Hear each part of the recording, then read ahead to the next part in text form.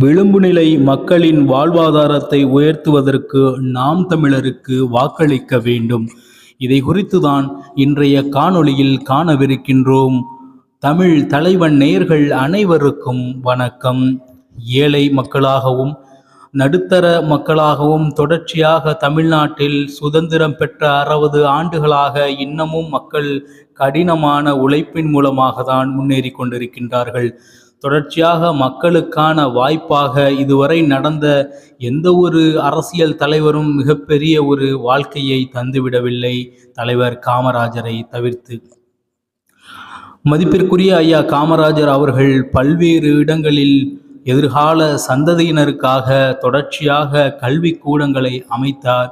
அதன் மூலமாக பல்வேறு கட்ட மாணவர்கள் உருவாகினார்கள் தமிழ்நாட்டில்.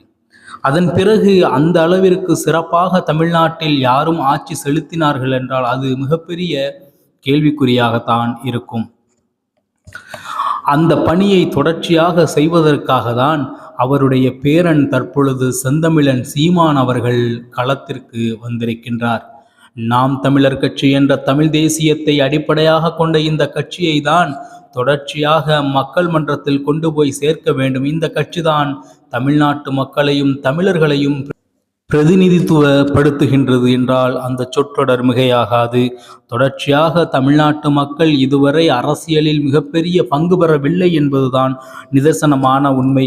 ஏதோ அங்கும் இங்குமாக சில தலைவர்கள் வந்தாலும் அவர்களும் மதத்தாலும் சாதியாலும் அமுக்கப்பட்டு திராவிடத்திடனோ அல்லது ஆரியத்திடனோ கலந்து விடுகின்றார்கள் என்பதுதான் நிதர்சனமான உண்மை. தொடர்ச்சியாக தமிழர்களுக்கென்று ஒரு தலைமை தமிழ்நாட்டில் இருக்கிறது என்றால் அது செந்தமிழன் சீமான் மட்டும்தான். ஐயா காமராஜருக்கு பிறகு என்றால் அந்த சொற்றொடர் தகும். ஏனென்றால் அந்த அளவிற்கு செந்தமிழன் சீமானிடம் எதிர்கால தலைமுறையினருக்கான மிகப்பெரிய திட்டங்கள் எல்லாம் தீட்டப்பட்டு வைத்திருக்கின்றார். மேலும் தொடர்ச்சியாக எதிர்கால இளைஞர்களுக்கு எந்த வகையில் முழுமைப்படுத்தலாம், வேலை வாய்ப்புகளில் எந்த அளவிற்கு கல்விகளில் முழுமைப்படுத்தலாம், மாணவர்களுக்கு எந்த அளவில் எதிர்காலத்தில் தன்னிறைவு நிறைந்த நாடாக தமிழ்நாட்டை உருவாக்கலாம் என்று பல திட்டங்களை தன்னகத்தே கொண்ட ஒரு பார்வை இருக்கின்றது செந்தமிழன் சீமானிடம். கனவு காணுங்கள் என்று மதிப்பிற்குரிய ஐயா அப்துல் கலாம் கூறியதை நினைவுபடுத்துவதற்காக செந்தமிழன் சீமான் தேவைப்படுகின்றார். அவர் கூறிய எல்லா சொற்றொடரும் எதிர்காலத்தில் நடத்தப்படக்கூடியவைதான், சாத்தியமான ஒன்றுதான்.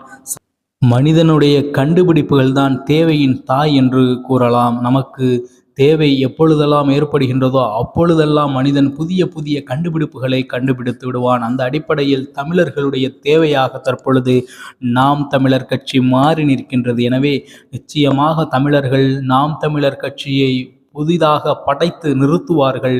செந்தமிழன் சீமானை முதலமைச்சராக ஆக்குவார்கள் என்பதில் யாருக்கும் என்ற மாற்று கருத்தும் இருக்க முடியாது. தொடர்ச்சியாக மக்கள் மன்றத்தில் தனித்தே நின்று இயங்கக்கூடிய ஒரு மாபெரும் கட்சியாக, தமிழ் தேசிய கட்சியாக, தமிழ் தேசிய இயக்கமாக, ஒட்டுமொத்த தமிழர்களின் தலைமையாக நாம் தமிழர் கட்சி இருந்து வருகின்றது.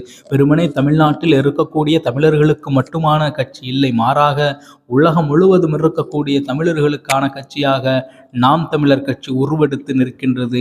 அவர்களுடைய உரிமைக்காக முதலில் நின்று போராடுகின்றது செந்தமிழன் சீமான் தலைமையிலான நாம் தமிழர் கட்சி என்றால் அந்த சொற்றொடர் மிகையாகாது.